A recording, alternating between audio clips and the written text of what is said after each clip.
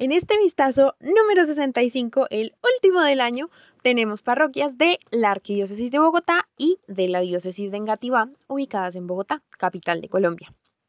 Veremos estos santos del mes. Para conocer los demás que conmemoramos, les dejo los links en la descripción de los vistazos de diciembre del año pasado que muestran cada semana. El 13 conmemoramos a Santa Lucía, a quien se le representó frecuentemente con dos ojos en una bandeja porque, según una antigua tradición, a la santa le habrían arrancado los ojos por proclamar firmemente su fe. Nació y murió en Siracusa, ciudad de Italia, y gracias a sus múltiples virtudes, entre las que se destaca la sencillez, la humildad, la honradez, el Papa San Gregorio en el siglo VI puso su nombre a dos conventos femeninos que él fundó. Cuando la santa era muy niña, hizo a Dios el voto de permanecer siempre pura y virgen, pero cuando llegó a la juventud, quiso su madre, que era viuda, casarla con un joven pagano. Lucía finalmente obtuvo el permiso de no casarse, pero el joven pretendiente, rechazado, dispuso como venganza acusarla ante el gobernador por ser cristiana, religión que estaba totalmente prohibida en esos tiempos de persecución. Santa Lucía fue llamada a juicio, fue atormentada para obligarla a adorar a dioses paganos, pero ella se mantuvo firme en su fe, para luego ser decapitada. La parroquia en la diócesis de Engativá, en Bogotá, se encuentra entre la calle 72F y 75C, con carreras 111 a 116, como indica en su cartel, por lo que no hagan caso a la dirección de Google Maps, que nos envía a un conjunto de casas. Y sí, está en una casa, pero sobre la calle 72, en el segundo piso. El 17 recordamos a San Juan de Mata, que es el fundador de la Comunidad de la Santísima Trinidad o Padres Trinitarios, que tiene 75 casas en el mundo.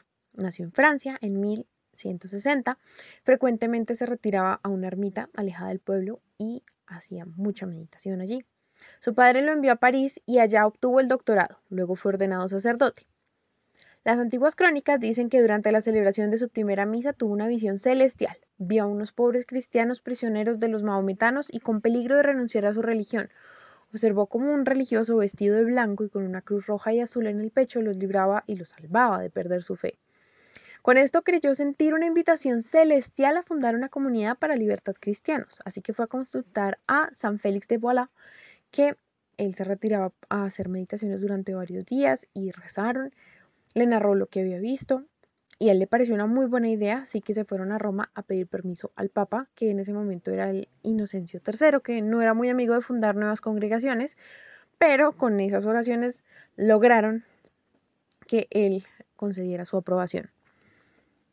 Juan fue consagrado obispo y a los religiosos se les concedió un hábito blanco con cruz roja y azul, como había sido su visión. Los piratas mahometanos llegaban a las costas españolas y francesas y se llevaban prisioneros a todos los que encontraban. Y había el grave peligro que ellos, pero al enfrentarse a terribles sufrimientos, renegaran de su fe, para que no los trataran mal. Por eso San Juan de Mata se propuso rescatarlos. En el año 1201 fue junto con sus religiosos a Marruecos y libraron a 186 prisioneros. Al año siguiente en Túnez rescataron 110. Por cada uno había que pagar una gran suma de dinero, y los padres trinitarios iban de ciudad en ciudad, de campo en campo, consiguiendo con qué pagar el rescate de los pobres esclavos.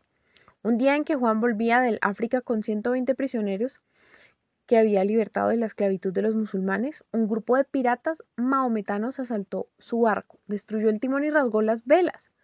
Los pasajeros creyeron que iban a naufragar, pero el santo hizo unas nuevas velas uniendo los mantos de todos ellos y se puso a rezar, y así sin timón, pero lleno de confianza en Dios y suplicando que nuestro Señor hiciera de piloto, colocándose en la proa del barco con un crucifijo en las manos, lograron tener un próspero viaje y desembarcaron sanos y salvos en Ostia, Italia. Los últimos años los pasó en Roma dedicado a la predicación y a conseguir ayudas para los pobres. Murió santamente en el año 1213. Y miren qué curioso, un religioso de su comunidad, el padre Juan Gil, rescató en 1580 a Miguel de Cervantes Saavedra, autor de Quijote, que estaba preso de los musulmanes desde 1575.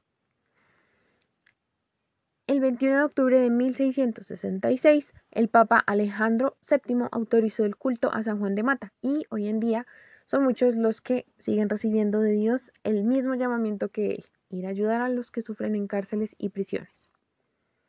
La parroquia en la diócesis de Engativá, Bogotá, está en la calle 73, número 77B13. Su altar destaca la cruz donde Jesús está mirando hacia Dios Padre, que asimismo hagamos nosotros siempre. Todas nuestras actitudes se enfoquen hacia Él.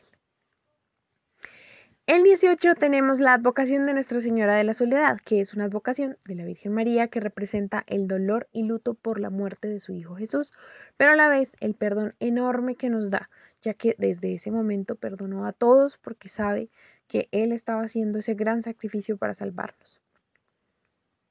La parroquia en la diócesis de Engativá, en Bogotá, queda en la carrera 84, número 7415.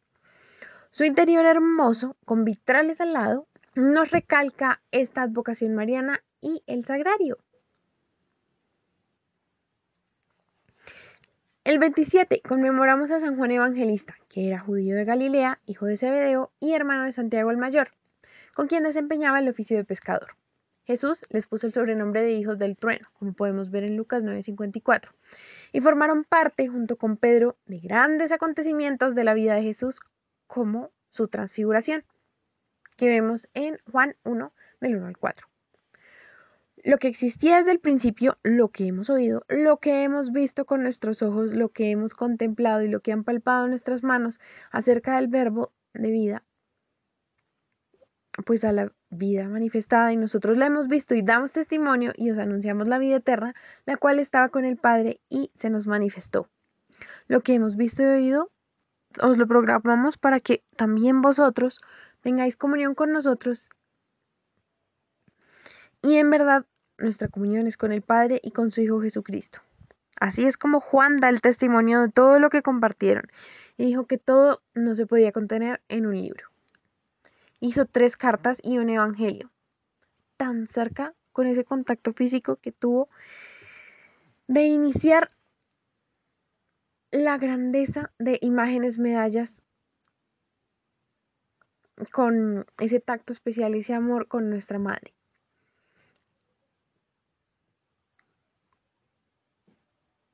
Juan deja las redes y a su padre para seguir a Jesús.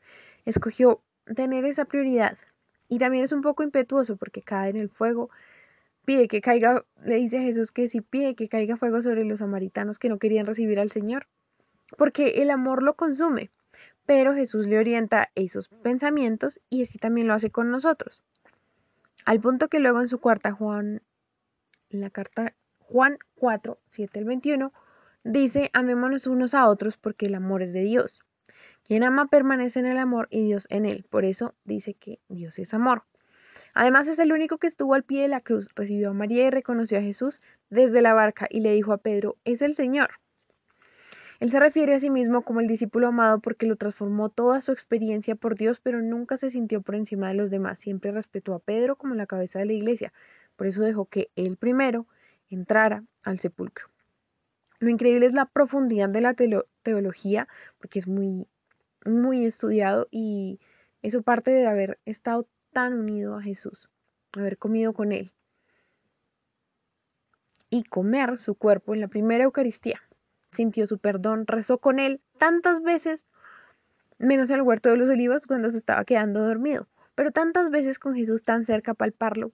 A partir de esa sensibilidad, relación tan cercana a Dios fue que salió su teología grandísima. El amor requiere siempre algo sensitivo, cercano, palpable y por eso Dios se hizo hombre en todas sus formas para que experimentáramos ese amor de abrazarle como bebé hasta compartir esa edad madura. Así comprendemos cuánto es que Dios nos ama. Y asimismo, si yo voy a la misa, lo toco, lo saboreo, estoy escuchando su palabra, Él me siente en la hostia que estoy recibiendo y así nos unimos como uno solo para poder comprenderlo mejor. También pasa cuando nos unimos fielmente al rosario, cuando las imágenes nos recuerdan esos momentos maravillosos de su vida, la belleza de su madre, porque con esas partes físicas nos ayuda para no ser tan fríos, calculadores, distantes, sino como esa sensación de el amor entre un niño y su madre, como tuvo Jesús con Mamá Linda e incluso con San José. Después de la muerte de Domiciano en el año 96, San Juan pudo regresar a Éfeso, donde había vivido en los últimos 13 años de nuestra madre, lo que hoy en día es el oeste de Turquía, y es creencia general que fue entonces cuando escribió su evangelio. Él mismo nos revela el objetivo que tenía presente al escribirlo. Todas estas cosas las escribo para que podáis creer que Jesús es el Cristo, el Hijo de Dios, y para que al creer tengáis la vida en su nombre. La elevación de su espíritu y de su estilo y lenguaje está muy bien representado con un águila.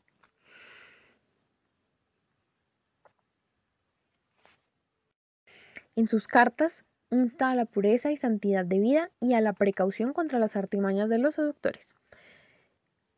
Y las otras cartas son más breves y están dirigidas a personas especiales, tal vez de una iglesia local. Fue el más joven de los apóstoles y el último en morir, luego de escribir el Apocalipsis. Fue el único que no murió mártir. Y estuvo en Éfeso. Murió por ahí en el tercer año del reinado de Trajano, o sea, el año 100 de la era cristiana, cuando tenía la edad de 94 años, de acuerdo con San Epífano. La parroquia en la carrera 78A número 77A12 que les mostré el año pasado forma parte de la diócesis de Engativá. En su interior vemos un leve descenso de escaleritas que nos conducen al altar, una forma genial. También veremos la parroquia San Juan en Usme en la carrera 14LA número 13740 Sur, perteneciente a la arquidiócesis de Bogotá, cuya foto tomo de su página. El 28 recordamos la tragedia de la muerte de todos los niños inocentes en manos de Herodes, que lastimosamente es muy actual porque se siguen matando niños y bebés. Oremos por todos ellos y por sus verdugos, pues llevan la peor parte si no se arrepienten. Y pidámosle a nuestra Madre en la vocación de los niños no nacidos con esta preciosa oración para que salve a más niños y bebés de ser sacrificados al demonio, que es los que son abortados.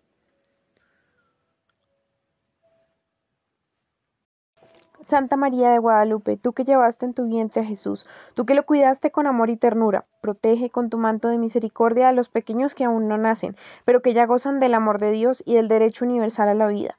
Ilumina la mente de nuestros ministros para que sus decisiones no provoquen más muertes en esta bendita tierra. Intercede también por las mujeres que están considerando abortar para que se dejen mover por el espíritu y valoren la vida que llevan en sus extrañas. Que sean muy valientes en medio de las dificultades y más si sus familiares se oponen al nacimiento de esos bebés. Amén. Según señala el Evangelio de San Mateo, Herodes llamó a los sumos sacerdotes para preguntarles en qué sitio exacto nacería el rey de Israel. Le dijeron, tiene que ser en Belén, porque así lo anunció el profeta Miqueas, diciendo, tú Belén, no eres la menor entre las ciudades de Judá, porque de ti saldrá el jefe, que será el pastor de mi pueblo Israel. Miqueas 5:1. Entonces Herodes se propuso averiguar exactamente dónde estaba el niño para que sus soldados fueran a matarlo. Así que les dijo a los reyes magos que fueran y que al regresar le dijeran dónde para poder adorarlo también. Pero los magos recibieron el aviso divino en sueños de no volver a Jerusalén y regresaron a sus países por otros caminos. Así que Herodes se quedó sin saber. Esto lo enfureció tanto que decidió rodear la pequeña ciudad de Belén con su ejército y matar a todos los niños menores de 2 años en la ciudad y sus alrededores. El mismo evangelista San Mateo afirmará que en ese día se cumplió lo que había avisado el profeta Jeremías. Un grito se oye en Ramá, cerca de Belén. Es Raquel, la esposa de Israel, que llora a sus hijos y no se quiere consolar porque ya no existen. Como dice en Jeremías 31:15. Herodes podría haber hecho más cosas por la gloria de Dios con todo lo que había recibido, pero lo que hizo fue buscar su propio beneficio. Quería permanecer en el poder todo lo que pudiera, se dejó llevar por la avaricia, quería evitar que le usurparan el trono, pero no veía más allá de su egoísmo, y eso provocó esta tragedia. Evitemos que esto nos suceda en nuestras vidas. Más bien, seamos como San José, que siempre está pensando en agradar a Dios hasta en sueños. Así pudo avisarle que se llevara al niño y a María, y él obedeció inmediatamente. Por eso se fueron a vivir a Egipto hasta que Herodes murió. La parroquia Santos Mártires de la diócesis de Engativá queda en Suba, en la calle 128B con carrera 86A, cuya foto tomo de Google. El 29 está la fiesta de la Sagrada Familia, nuestro ejemplo de vida, que sobrellevaron las dificultades con ayuda de Dios, guardando lo bueno en el corazón, siendo humildes para ver y entender los llamados que Dios nos hace, aceptando su santa voluntad y confiando en Él, que sabe qué es lo que más nos conviene, la misión de cada uno. Encomendémonos a la Sagrada Familia en este fin de año para empezar el nuevo año también, haciendo todo agradable a Dios, ofreciendo lo que nos cuesta y siendo ejemplo para los demás. Es decir, para lo que ya pasó, lo que nos quedó y para este nuevo año de esperanza. La parroquia de la Arquidiócesis de Bogotá queda en la diagonal 40 Sur, número B13. Y tenemos otra que queda en la calle 54B Sur, con su particular frente a cuadros, cuya foto tomo de Google. El 31 terminamos con San Silvestre. Es el primer papa de una iglesia que ya no tiene que esconderse en las catacumbas a causa de las persecuciones de los primeros siglos. Esta parroquia la mostré el año pasado, pero quiero aclarar que pertenece a la diócesis de Engativá porque se encuentra en la carrera 70C, número 7749. Si recuerdan su interior. Muchísimas gracias por ver estas parroquias en este final del año, el vistazo número 16. Y no se pierdan el otro año de la diócesis de Fontibón y de Soacha. Muchas bendiciones de Navidad y Año Nuevo.